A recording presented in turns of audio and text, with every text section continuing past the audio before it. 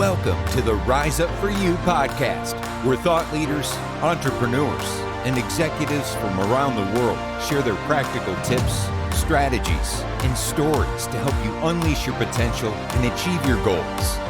Your journey of growth to become your best starts now. Hi, everyone. Welcome to the Rise Up For You podcast. This is your host, Netalina Nasruddin, back again for an amazing episode with yet and again another guest that we've had before. And as we've launched this new season of the podcast, I really thought about some of our past guests that I thought were really special and had a great, unique message. And so I brought a few back, as you can tell. And today we have an amazing guest who's reoccurring, and his name is Sean Smith. Sean, thank you so much for joining us today. I love being in your space. Thank you for the re-invite. Yes, thank you. That's exciting. Yeah, so I always like to start off by letting the audience get to know our guests in your own words. So if you can just brag a little bit about all the great, I know you've done TED Talks, you wrote a book, you're doing an amazing work out there in the world, but in your own words, tell us a little bit about you and the great stuff that's happening. Yeah, perfect. Well, as you mentioned, I've done a couple TED Talks. I've written a book recently and published that. It's been in the works for a long time. I would say what's most relevant to this conversation is my creative, like my deep dive creative journey really started about 5.5 years ago when I wrote my one-man show. And that was all on my relationship with my mom. And that just created so much of this like flow in my life, but it caused me to do so much introspection and exploring and healing. And that's really what caused me to look at what masculinity is, what my masculinity was about, and all of that. And ever since then, my creativity has just kind of exploded. I've done a couple songs and the 2 TED Talks, both spoken word poems, just writing like crazy, done a bunch of videos. I'm acting now. So I'm like really trying to take all this work into more of a creative space. But at the core, you know, this idea of masculinity and how we use it or abuse it as men, especially, is always going to be something that's so dear to my heart because it was the most transformational thing that I've ever done. Yeah. So I want to dive into that a little bit because, you know, in the last, I mean, it's always been this way since I was born, but in the last 4 or 5 years, there has really been a huge shift with, you know, #MeToo, some of the challenges of women in leadership. But I think that in some ways it's also brought a light to men, right? Men in the workplace, men with vulnerability, toxic masculinity, which I know is a thing.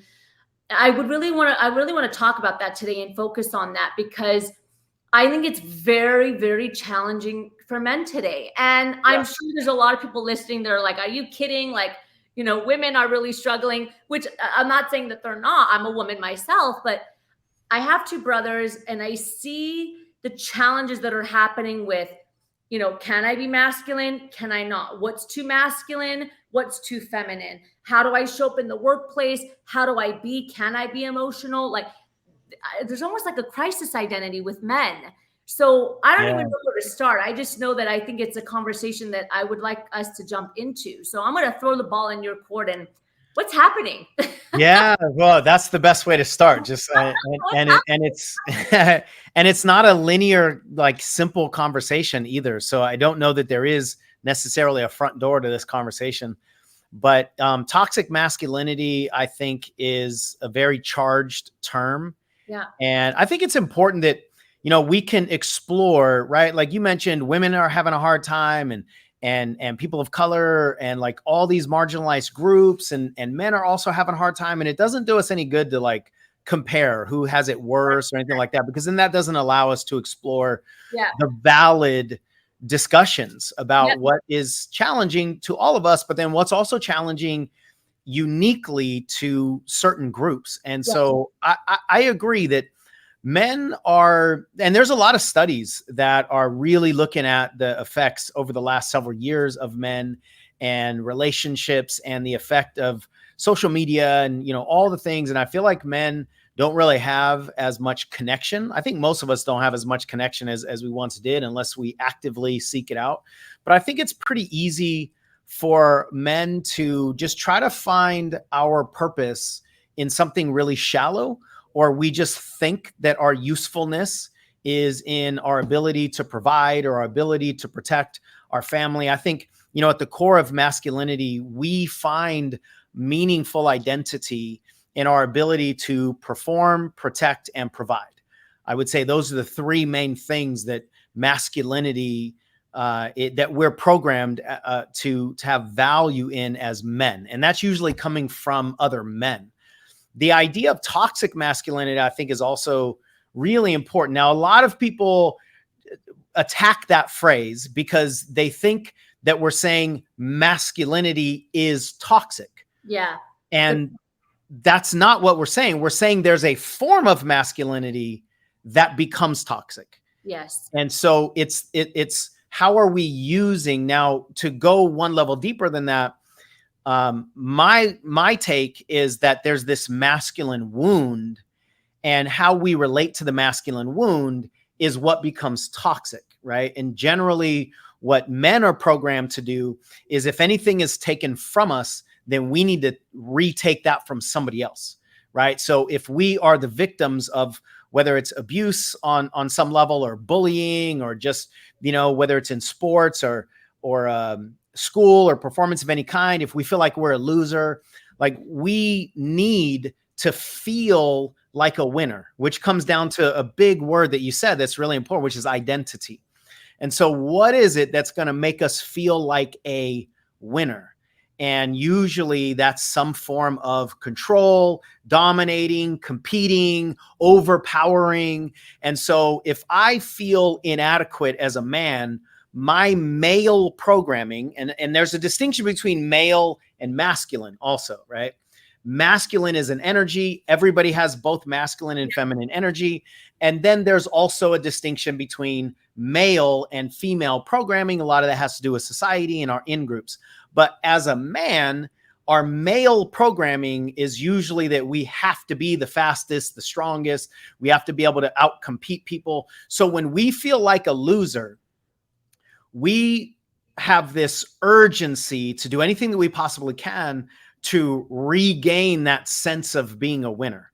And usually that is, again, like some form of overpowering. And so a lot of times we'll try to regain that sense of control through abuse or bullying or, cheating on our girlfriends or wives or something like we're trying to regain our status as a winner.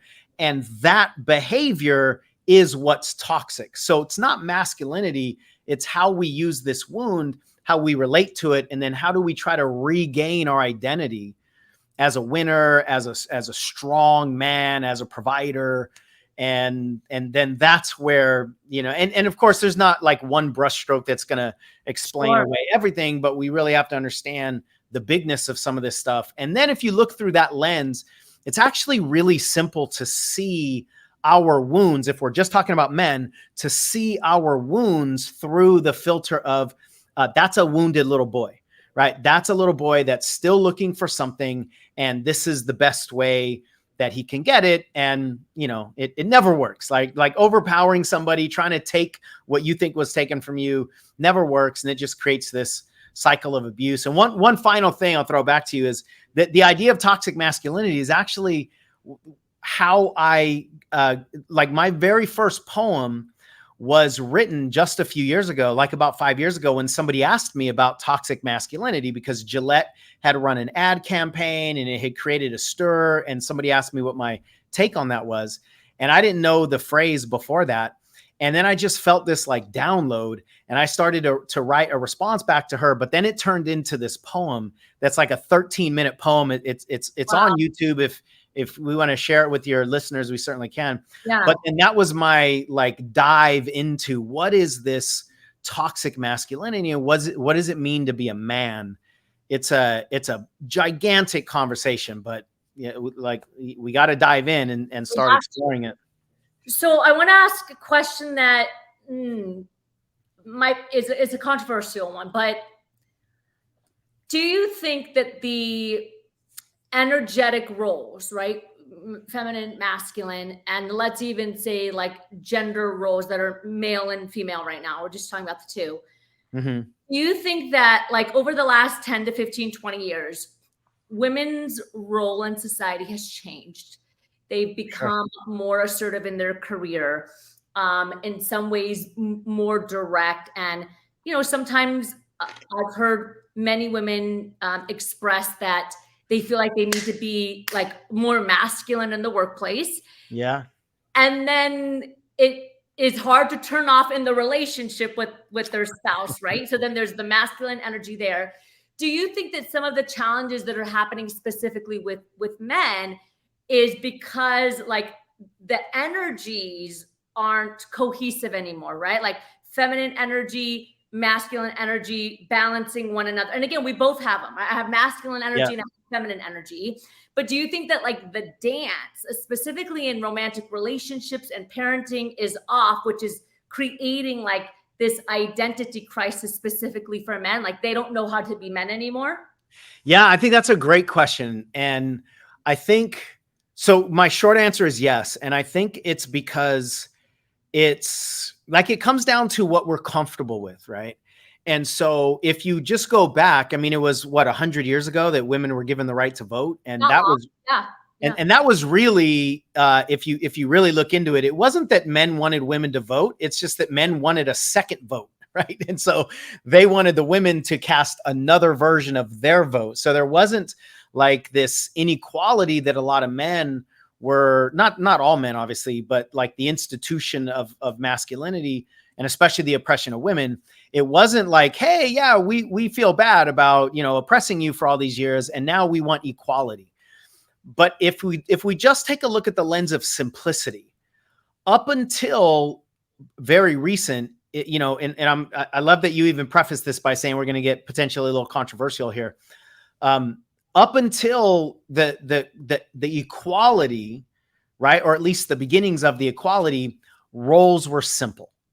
And I understood as a man, not me personally, because this is before my lifetime, but I as a man and the whole like institution of manhood, we knew what our role was. Women knew what their roles were. Kids knew what their roles were. And humans are so driven by comfort and control. And so anytime something gigantic changes like the status quo and changes relationships, now we have to rebalance and reorganize and go, okay, well, now what is my role? And so specifically, if the man's role has always been up until recently, I make the money and you take care of the house, right? Like that's just super simple. Then once you're no longer only taking care of the house and the kids, and now you're making money also, that's enough to throw us out of balance at least and go, okay, now I don't know exactly who I am or what my role is. And then if my identity is attached to my role, then that can become really frustrating and disorienting, because now, my very simple rules of being a man have changed, and any insecurities that I have are going to be exposed by the energy shifting, right? I think like for a lot of men, women's empowerment is extremely threatening because it attacks what we know about ourselves, or it illuminates what we don't know about ourselves. So if we just take a really high level, like simplistic filter, everything you said, I think, is absolutely true. It's not a bad thing that there's more equality and more inclusion, not just for women, but a lot of different groups. But we also we have to understand, but that does disrupt the status quo, or it disrupts people's discomfort. And I don't think it helps for us to just go, well, men just need to get over it. And I'm not saying that to try to defend, my team, but if we want a unit that's going to work together, understanding what's going on with everybody on the team is really important, so we can speak to them as best we can, meet them where they are, etc. So this idea of insecurity, I think, is a really big one, that, masculine insecurity is actually threatened by feminine empowerment and equality. Yeah. And I think, as we alluded to, it's the balances of energy. Yeah. Right. I mean, too much of one energy period is, I think, going to be challenging. So now how do we take both the feminine and the masculine energy and like do the dance that's going to work, right? Where both people feel in alignment or feel in flow, right? Because there's I can't be masculine because my partner's too masculine, or I can't be feminine because my partner's not masculine enough. So now I have to be masculine 100%. You know, there's always, you know, these qualms with it. So is there, I don't know, is there a way out of this? Or do you think that we all just kind of have to figure it out? Yeah, I think that second one is going to be more accurate because, you know, one of the things that I fully believe and we teach a lot like in our programs is that most of us are looking for static rules that don't change or that can be applied across the board for dealing with humans that never don't change, right? Like we're constantly changing and there's so much uniqueness that what worked for me is not necessarily going to work for anybody else. But if we can understand some of these high level concepts, then we can start to explore. And I think specifically it's about integration, right? Like one of the things that I did with my exploration into my one-man show and, you know, and the impetus for this was really looking at my own relationship with my mom, who I verbally bullied for the majority of my childhood and the majority of my early adulthood as well. And just trying to understand, why did I do that? Why did I hurt this woman who literally brought me into the world? And just trying to understand why I did what I did led me to touch the vulnerability and led me to touch the pain. And most of us as men are not programmed that pain is okay, or that fear is okay, or that vulnerability is okay. So I think for men, it is about integrating some of our feminine qualities, that it is okay to flow, that it is okay to surrender, that it is okay to love. It's okay to be afraid. It's okay to just be real. But in certain scenarios, that's not going to be most productive, right? If you're the leader of a team in the corporate world, that's not the time to just be lovey-dovey and tender and, you know, cry it out, right? But in your family life, especially, let's say your children are needing to cry it out, that's not the time to shut them down. And the same thing goes, I think, for women, especially women that have learned to succeed with some of the masculine energy, like in entrepreneurship or leadership or the corporate world or the military, some of these spaces where masculinity is really necessary and useful and effective. But then in a relationship, that's not really going to work, right? Unless you find the man that has the opposite and equal puzzle piece. So I think a lot of it is just trying to figure it out. And I know that's an infuriating answer to a lot of people, because people are like, just tell me what I'm supposed to do. So it does make sense. Yeah. But like, we're all a unique set of puzzle pieces, and exploring what my insecurities are is going to be the same concept as somebody else exploring what their insecurities are, but the answers are obviously going to be different. Yeah. Because there are just too many variables. But I think alignment, the word that you use, I think is so critical, and integration. I think those are two of the big concepts that we have to start playing with, and also recognize it's going to take a while. You know, I mean, like, we've been tying all these knots for decades in our lives, right? Just trying to figure this whole thing out. It's not going to be a flip of a switch, but what we learn about ourselves and then what we can bring into our relationships is so insanely worth it if we're willing to do this work. I mean, it's messy, but it's worth it. Yeah, absolutely. Well said, Sean. Thank you so much for joining us. I want to jump into the power section of the interview and just throw some rapid questions at you. So if today were your last day here on Earth, I always like to ask, what would be your final message or your golden nugget?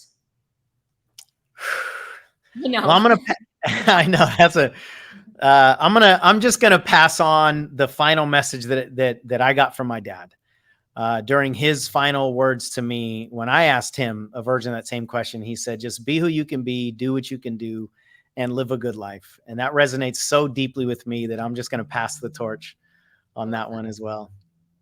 As you know, here at Rise Up For You, we're very big on values. Values are really the key to the foundation, who you are, what you want to be, where you want to go. What's one value that you have that's an absolute non-negotiable? Freedom. I Love didn't even want to let you finish that question. Freedom. I love that. And lastly, I have one more question for you. But before I ask you, where can we find you? We'll put obviously your social media in the notes, but anything at all that you want to share with us, what you have coming out soon, we'd love to hear. Yeah, I can be found everywhere online at Coach Sean Smith. That's my website. Those are all my handles. We do a lot of stuff on YouTube. I've got tons of videos on YouTube. Instagram, I'm starting to share a little bit more of, and will be continuing of my acting, my acting journey, which has been super fun.